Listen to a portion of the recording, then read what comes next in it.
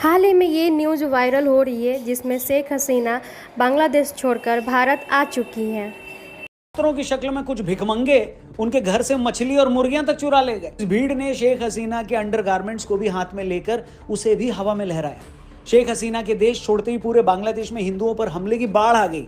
हिंदुओं पर अब तक 100 से ज्यादा हमले हो चुके हैं। सोशल मीडिया पर कई ऐसे वीडियोस वायरल हो रहे हैं जहां हिंदुओं के घर पर हमले किए जा रहे हैं, उनके घरों को आग लगाई जा रही है, कई जगह मंदिर तक फूंक दिए गए। इस बात की मुझे एक बात समझ में नहीं आता, अगर कहीं भी कुछ भी होता है तो इसमें हिंदू को ही क्यों मारा जाता है, उन्हें ही क्यों तंग किया जाता है, इसमें हिंदुओं की क्या गलती है।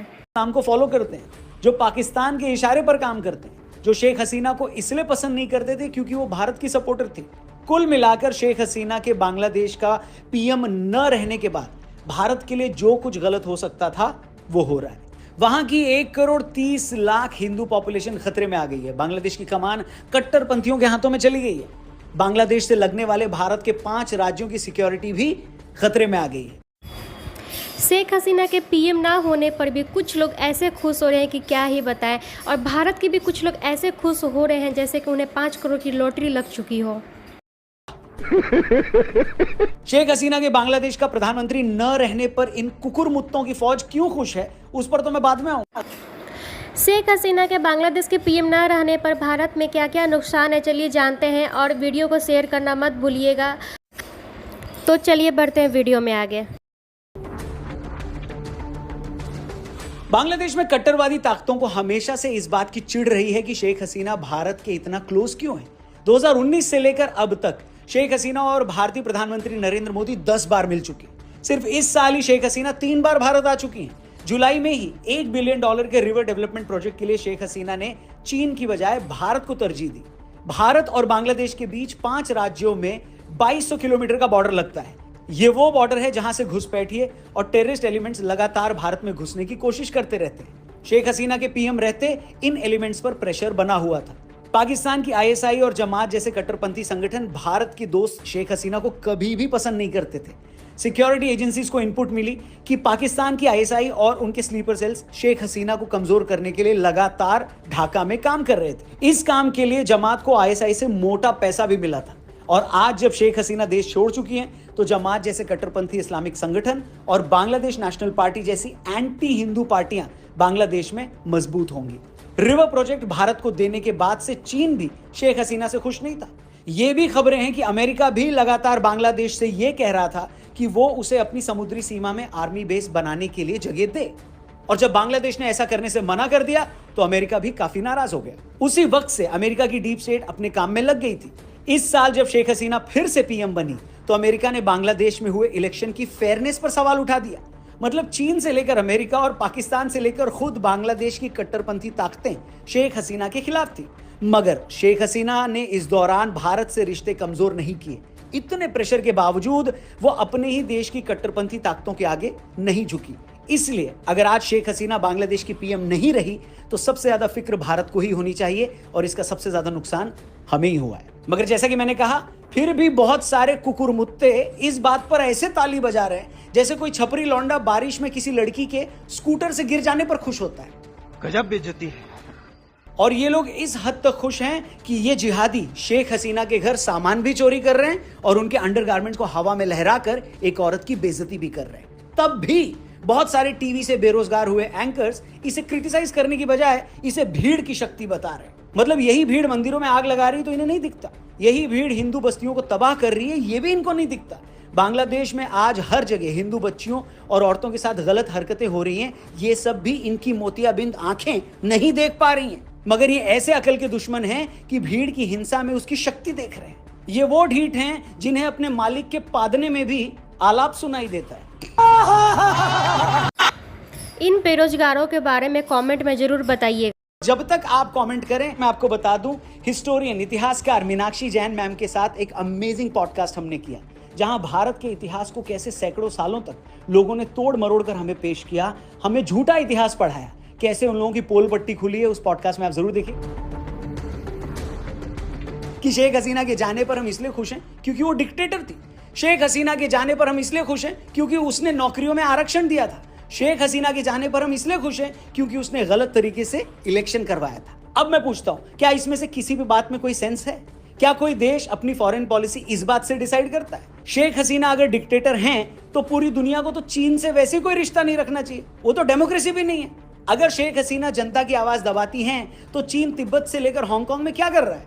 उइगर मुसलमानों के साथ वो जो कर रहा है वैसा जुल्म तो पूरी दुनिया में कोई किसी के साथ नहीं कर रहा। अगर विदेशी रिश्ते इन बातों से तय होते तो आज पूरी दुनिया को चीन से रिश्ते तोड़ लेने चाहिए थे। क्या बात है सर। अमेरिका ने यूएन के मना करने के बावजूद अफगानिस्तान और इराक पर हमले किए थे, तो क्या मुसलमानों के रहनुमा पाकिस्तान ने उससे भीख मांगनी बंद कर दी? बताइए।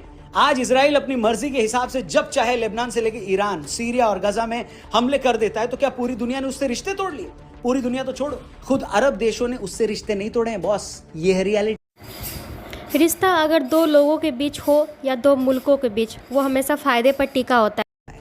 अगर शेख हसीना भारत के लिए सही हैं, भारत के हित को आगे रख रही हैं, अगर उनके पीएम रहने से भारत से लगे बांग्लादेश का बॉर्डर सेफ था, अगर उनके रहते बांग्लादेश के हिंदू सुरक्षित थे, तो भारत को बाकी बातों से क्या लेना देना? उसी तरह भारत भी मेडिकल सुविधा के लिए बांग्लादेशियों को ई वीजा देता है, उनकी पुलिस को ट्रेनिंग भी देता है, नई ट्रेन और बस सेवा के लिए उसे चलाता है, सालों पुराने बॉर्डर डिस्प्यूट सॉल्व करता है, गंगा जल समझौते के लिए ज्वाइंट कमेटी बनाता है, तीस्ता नदी प्रोजेक्ट के लिए भारत से एक टीम बांग्लादेश भेजता है। तो बताइए बांग्लादेश को उससे क्या प्रॉब्लम है? और इल्जाम तो किसी पर कोई भी लगा सकता है बॉस, बड़ा सिंपल काम है। आप कह रहे हो कि बांग्लादेश में इलेक्शन फेयर नहीं हुए इसलिए लोग गुस्से में थे। अरे भाई, शेख हसीना की आवामी लीग को 300 में से 240 सीटें मिली थी, तो आप ये कहना चाह रहे हैं कि उन्होंने 240 सीटों पर धांधली कर ली और इसलिए उनके खिलाफ जो हिंसा हुई वो जस्टिफाइड थी। अब ये सेम लॉजिक तो ये लोग भारत में भी दे देते हैं। भारत में भी इलेक्शन से पहले ईवीएम के नाम पर इतनी छाती कूटी गई कि उसकी आवाज से 6 महीने में 50 बार तो कुंभकर्ण की भी नींद टूट गई। मगर इलेक्शन के बाद जब इंडी गठबंधन को 225 सीटें आ गई तो ईवीएम छाती कूट गैंग शर्म के मारे गटर में छिप गया। बोलिए। अरे बाप रे, ये तो धोती खोल रहा है। और फ्री एंड फेयर इलेक्शन ही अगर किसी देश से रिश्ते रखने का पैमाना है तो पाकिस्तान से बड़ा चुनावी फ्रॉड पूरी दुनिया में कहां होगा, जहां सबसे ज्यादा सीटें जीतने वाली पीटीआई के लीडर इमरान खान आज भी जेल में है। हमने तो भारत में कभी नहीं सुना कि हमें पाकिस्तान से कभी बात नहीं करनी चाहिए क्योंकि वहां पर फेयर इलेक्शन नहीं होते। इनफैक्ट भारत ने तो तब भी पाकिस्तान से बात की थी जब वहां मुशर्रफ जैसा तानाशाह कुर्सी पर बैठा था, वो मुशर्रफ जिसके चलते भारत को करगिल जैसा युद्ध लड़ना पड़ा था। हम तो आज भी मालदीव के उस राष्ट्रपति मोइजू से रिश्ता रखे हुए हैं जो इंडिया आउट कैंपेन चलाकर मालदीव का राष्ट्रपति बना। इसलिए इस बात में क्या लॉजिक है कि शेख हसीना डिक्टेटर थी, तानाशाह थी, वहां कैसे इलेक्शन हुए, कितनी धांधली हुई? हेलो, न इन बातों को हम भारत में बैठकर प्रूव कर सकते हैं और न ही खारिज। हमें तो बस ये देखना था कि वो भारत के लिए कैसी थी, हमारे लिए कैसी थी। रही बात रिजर्वेशन पर मचे ताजा घमासान की, तो उस बात में भी कोई लॉजिक नहीं है। अरे भाई, ये रिजर्वेशन तो 2018 में खत्म कर दिया गया था। वो तो हाल ही में वहां की हाईकोर्ट ने एक बात कही कि उस रिजर्वेशन को दोबारा लागू किया जाए। हाईकोर्ट ने यह बात कही और एक सेक्शन सड़कों पर आकर दंगे करने लगा। फिर जुलाई में सुप्रीम कोर्ट ने हाईकोर्ट के फैसले को पलटकर लगभग हर तरह का रिजर्वेशन खत्म कर दिया, जिसके बाद बांग्लादेश में 90% से ज्यादा सीटों पर कोई आरक्षण नहीं रह गया। सवाल यह है कि आरक्षण फिर से हाईकोर्ट ने लागू किया, उसे हटाया शेख हसीना कहां से आ गई? ये गड़बड़ है बाबा। हैरानी यह है कि जुलाई के आखिरी हफ्ते में सुप्रीम कोर्ट ने जब आरक्षण खत्म कर दिया था तो उसके बाद तो शेख हसीना के खिलाफ चल रहा आंदोलन भी बंद हो जाना चाहिए था, लेकिन अगस्त में वो फिर शुरू हो गया। इस पर स्टूडेंट्स की शक्ल में छिपे जिहादी नई डिमांड लेकर सड़क पर आ गए। ठीक वैसे ही जैसे किसान आंदोलन के टाइम कुछ लोग सड़कों पर आए तो फार्म बिल को लेकर थे, लेकिन इनमें से कुछ लोग उस आंदोलन में खालिस्तान के झंडे फहराने लगे। अब एंटी फार्म लॉ आंदोलन अचानक से कुछ लोगों के लिए प्रो खालिस्तान आंदोलन कैसे बन गया, ये सभी को पता है। बताइए।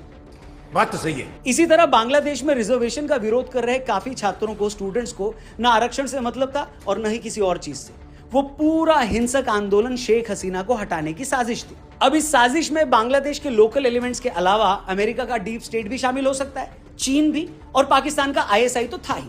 मगर ये मत कहिए कि ये स्टूडेंट्स का कोई स्पॉन्टेनियस मूवमेंट था। छात्रों की शक्ल में जो भी थे वो एक खास पार्टी और संगठन के ही लोग थे, ये क्लियर है। तो बस भारत को शेख हसीना के जाने से क्या नुकसान हुआ, हमने आपको वो बताया। शेख हसीना को लेकर भारत के कुछ कुकुरमुत्तों की क्या शिकायत है, क्या कंप्लेंट है और उस शिकायत में कितना दम है, हमने आपको वो भी समझाया। अब आते हैं उस बात पर कि फिर से ये कुकुरमुत्ते शेख हसीना के जाने पर इतना खुश क्यों हैं। दरअसल इन कुकुरमुत्तों की खुशी बड़ी साफ है, वेरी क्लियर। जब भी दुनिया में किसी चुनी गई सरकार के खिलाफ कोई आंदोलन होता है, जहां जनता राष्ट्रपति या प्रधानमंत्री के घर घुसकर सामान फेंकती है, चुराती है, ऐसा करके वो हिंसक भीड़ उस देश के मुखिया को डराती है, तो भारत में बैठे कई लोग भी सपने देखने लगते हैं। उन्हें लगता है कि सेंटर में बैठी जिस सरकार को हम पसंद नहीं करते, जिस सरकार को अपने इतने प्रोपेगेंडा के बावजूद हम उखाड़ नहीं पा रहे, इस सरकार के साथ भी यही होना चाहिए। इसलिए ये लोग किसी भी डेमोक्रेटिक तरीके से चुनी सरकार के तख्ता पलट का जश्न मनाते हैं, उसे सेलिब्रेट करते हैं। ये लोग तब भी खुश थे जब श्रीलंका में ऐसा हुआ था, और ये लोग आज भी खुश हैं जब बांग्लादेश में ऐसा हो रहा है। इसीलिए अगर भीड़ शेख हसीना के घर में घुसकर उनका सामान भी चुराती है, तो भारत में बैठे कुछ पूर्व टीवी बेरोजगार पत्रकार उसे जस्टिफाई करते हैं। ऐसी हरकतों को जस्टिफाई करके वो एक तरह से भारत में बैठे कट्टरपंथी एलिमेंट्स को ये मैसेज देते हैं कि तुम भी ऐसा कर सकते हो, ये पूरी तरह से जायज है, आज तुम भी दबाए जा रहे हो। यानी ये लोग उस भीड़ तक एक मैसेज पहुंचाते हैं कि देखो प्यारो, पूरी दुनिया में सताए हुए लोग सरकारों को उखाड़ कर फेंक रहे हैं और तुम अभी तक टीवी पर नचबलिए देख रहे हो। जाओ जाओ, अपने जैसे 50-100 और सिरफिरों को इकट्ठा करो और बोल दो सरकार पर हमला। कुछ भी सरकार को उखाड़ फेंकने की इस हवाई हसरत में ये लोग इस हद तक अंधे हो चुके हैं कि शेख हसीना के बांग्लादेशी पीएम न रहने पर भारत के साथ सिर्फ और सिर्फ बुरा होगा, ये इनको समझ नहीं आ रहा। वहां के लाखों हिंदू खतरे में आ जाएंगे, पाकिस्तानी एलिमेंट्स वहां अपनी जड़ें जमा लेगा, बांग्लादेश से लगे भारत के बॉर्डर से घुसपैठ बढ़ सकती है, चीन भी बांग्लादेश को अपने पाले में ले लेगा। इन कुकुरमुत्तों को इनमें से कुछ दिखाई नहीं देता। नफरत एक ऐसा नशा है दोस्तों, जिसके आगे महंगी से महंगी शराब भी फीकी लगती है, और ये लोग पिछले कई सालों से वही नशा कर रहे हैं। जैसे एक नशेड़ी हर सुबह उठकर जब तक पाउडर न खींच ले तब तक उसे होश नहीं आता, उसी तरह नफरत के इन सौदागरों को तब तक सांस नहीं आती जब तक ये रोजाना जहर न उगल लें। बाकी आपको क्या लगता है, हम भारतीयों को शेख हसीना के जाने का जश्न मनाना चाहिए? क्या उनका जाना हमारे लिए अच्छा है? और अगर अच्छा नहीं है तो जो लोग भारत में उनके जाने पर पेड़ की डालियों पर लटक कर बंदरों के साथ कैबरे डांस कर रहे हैं, वो इतना खुश क्यों है?